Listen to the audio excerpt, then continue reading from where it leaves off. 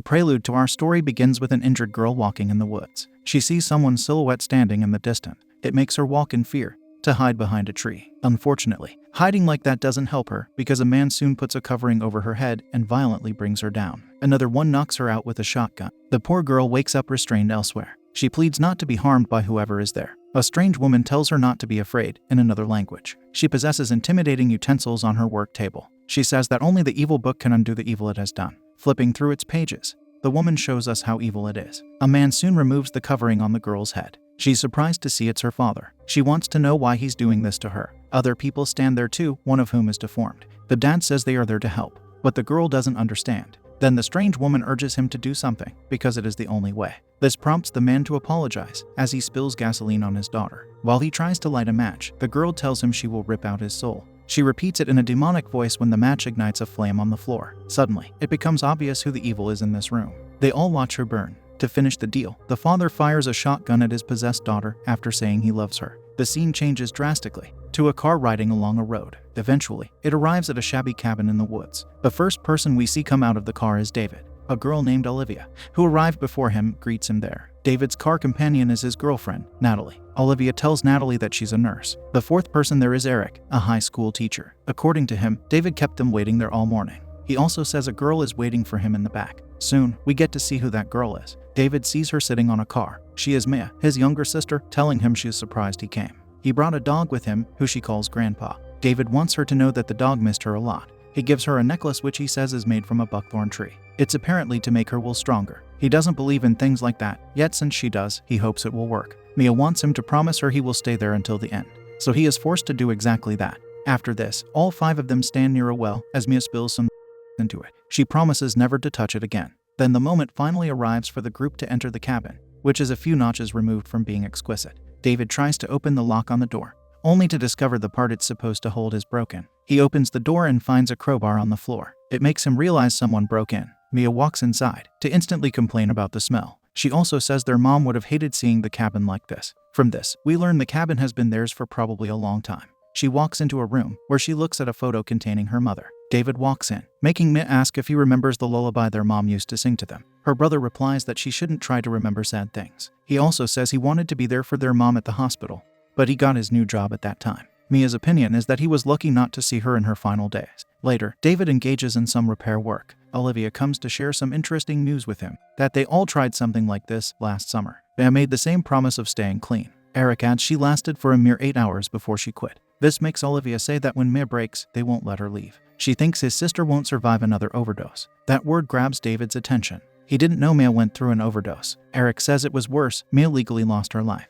This news shocks David. He says he came there to make things better for her, not worse. If she asks him to take her home, he will have to do it. From this conversation, we learn they are there mainly to help Mia become rehabilitated. At night, David hears Mia overreacting about the smell she mentioned earlier. Olivia tries to calm her. At another time, she injects her hand with something. Shortly after, the dog starts clawing at the rug. Such behavior prompts David to remove it to reveal a hidden trapdoor. Blood is smeared beside it. Once the trapdoor gets opened, the whole gang now smells what Mia smelled. The two guys are the brave ones who decide to venture into the secret area. Inside, they open another door to witness the horrific sight of many lifeless animals hanging from the ceiling. Eric thinks it could be witchcraft. David touches a blackened wooden post, making him guess that something burned there. Eric then points to a wrapped item. It would have been better if he never did. The next scene has the wrapped item lying on the upper floor for the group to look at. Surprisingly, Mia is the same one who says they should not have touched anything there. At that point, we get a closer look at the item. It isn't just covered in some wrapping. It has barbed wire imprisoning it too. Whoever did this must have had a good reason to seal it in such a fashion. Along with the item, there lies a shotgun with some shells. We should remember it's the shotgun the father used on his possessed daughter. At a different hour, Mia engages in strange behavior, walking outside in a circle while it rains on her. She's trying to cope with her withdrawal. Following this, we see Eric sitting alone before the discovered item. His curiosity gets the better of him as he uses pliers to cut the barbed wire. Here is a man who simply must know why something was so specifically sealed. The item is revealed to be a book, with its front cover made of stitched skin. Already we begin to understand why it was treated the way it was. Eric opens it to begin reading. The first English statement he sees is a sentence telling him to leave the book alone. Ignoring the message, he keeps sifting through the pages, inspecting its demonic images. He even gets a paper cut while turning the pages. This demonstrates how much evil power the book wields. Just looking at the contents inside this book seems to be enough to give someone nightmare. Yet Eric remains engaged, going deeper into his discovery of something best left untouched. He notices something on one of the pages that makes him place a piece of paper over it. He uses a pencil to scratch the paper. By doing this,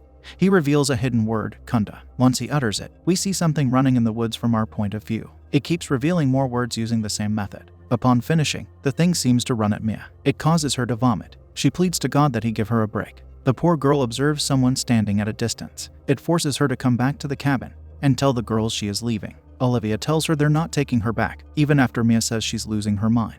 All of them are there, supporting Olivia's words. David does too. Her brother being on their side angers her, to the point of breaking the necklace he gave her. She goes into a room to escape the cabin through the window. The group soon notice she is driving away. As she drives, she notices the person she saw standing in her way. It makes her swerve to the side, splashing the car into the water. She loses consciousness. Eventually, she regains it. Crawling away from the water, she turns back to see the person emerge from the wreck to scare her. Seeing this transforms her crawling into full-on running. Unfortunately, she falls and becomes forced to make her way through the branches. They start wrapping around her, choking Mia. While bound, she sees the person in front of her. She looks very much like Mia. This demonic version releases a strange black substance from her mouth. It starts slithering up Mia's leg until it enters her body. The helpless girl can only scream in response. The scene switches to her friends trying to look for her. It doesn't take long for them to locate her, sitting near a tree. Back at the cabin, Olivia informs the others that Mia mentioned seeing a lady in the woods. She also says she may have run into the branches on purpose. The girl specifically tells David that his sister might do whatever it takes to leave this place.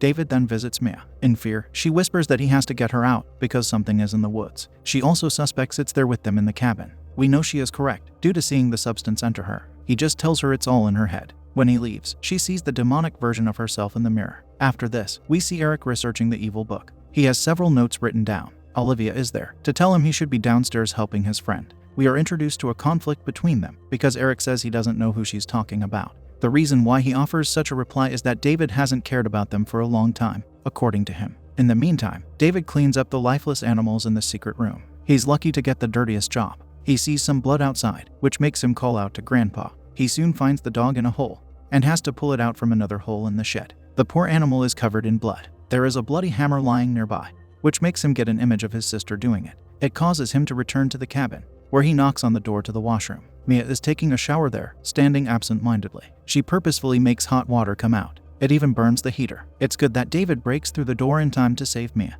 before the hot water burns her completely. He immediately starts driving somewhere. She sits near him in a severely damaged state. To her brother's dismay, he observes a flood blocking the road. Back in the cabin, Olivia says she gave Mia a sedative, so she should be out for a few hours. Like everyone else, she worries about Mia's burns. She didn't think the girl would resort to doing something that horrific. David says everything will be fine. Eric is there to give his wise words, that nothing has been fine. Everything has only been getting worse. Then Mia comes out with a shotgun, proving Eric's statement. She twitches as she stands before them. David urges her to put the weapon down, but she fires very close to him, into the window. Some of the shrapnel knocks him down. Right after, she screams and strong winds blow through the house. When all of it subsides, Mia says in a semi-demonic voice that they will all lose their lives that night. She collapses afterward. Olivia tries to collect the shotgun, yet Mia jumps on her. She spills almost a gallon of blood from her mouth onto Olivia. The girl manages to throw Mia into the floor opening. Eric helps by closing the door and locking it. However, Mia displays her strength by shaking Eric while she bangs on the door he sits on.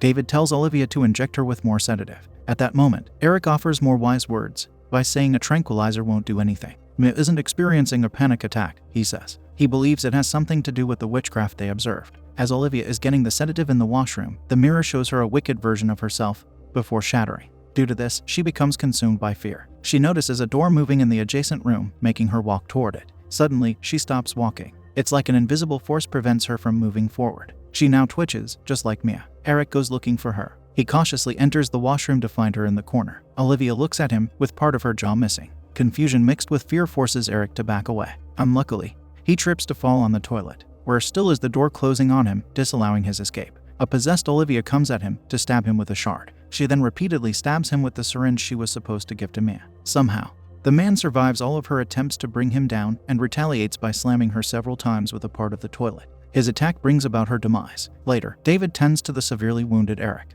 While he does, Eric tells him he looked at a passage from the book. It was some sort of prayer that released something evil. Natalie searches elsewhere in the cabin for some supplies to heal Eric. She soon hears a loud sound behind her. Following this, Mia calls out to her. The trapdoor is now open. Mia sits on the stairs, saying she can't move. Therefore, Natalie starts descending, thinking it's okay to tend to Mia. Once Natalie comes close, Mia starts talking in another voice, saying that someone won't let them leave. This awakens Natalie's sense of fear, prompting her to start running upwards. As she gets out, Mia drags her back inside, and the door closes. After an unknown amount of time, Natalie wakes up there. The possessed Mia slowly comes to her, terrorizing David's girlfriend. She bites Natalie's hand before disturbingly kissing her. Soon enough, David comes to the rescue by opening the door, which allows Natalie to climb out. He looks at his demonic sister, while she throws profanities at him. He can only shut the door to such words. Afterward, he bolts it shut and supports it further with chains. He sits on the floor with Natalie, who tells him she wants to go home. At another time, David comes to Eric. The man sits before a pot of fire, trying to burn the evil book inside. But, as one would expect, the book does not submit to the flames. Eric educates David by saying the book uses some ancient alphabet. It mentions some entity called the Taker of Souls. Once it claims 5 souls, the demon will rise from hell. In the meantime, Natalie looks at her bite mark in the kitchen. Washing it, she squeezes a black substance from her hand. It's the physical manifestation of the evil they're dealing with. Back to the duo. Eric says this demon is attached to Mia's soul like a leech. The only way to stop it is by ending the poor girl. Of course, David disagrees with doing such an awful thing to his sister. He tries to find his own explanation as to why all of this is taking place. He thinks the lifeless animals they found could have carried some disease. It spread from them. Yet Eric doesn't believe such flimsy reasoning. He rhetorically asks what kind of virus makes a person commit the disturbing acts they witness. She sees Mia picking from the floor. Natalie thinks that severing her arm is better than having it be the way it is, so she takes an electric saw to start amputating her own arm. Mia disapproves of this action. She wants the girl to stay infected. When Natalie finishes, the outlet undergoes a short circuit, causing the cabin to lose its lights. The duo comes to her in the dark to witness the horror of her arm falling off. Shortly after, David tends to her. She sits there, looking destroyed. Out of the 5 of them, Natalie is the only one who can be called a visitor. She is new to this cabin and gets to experience hell on her first visit.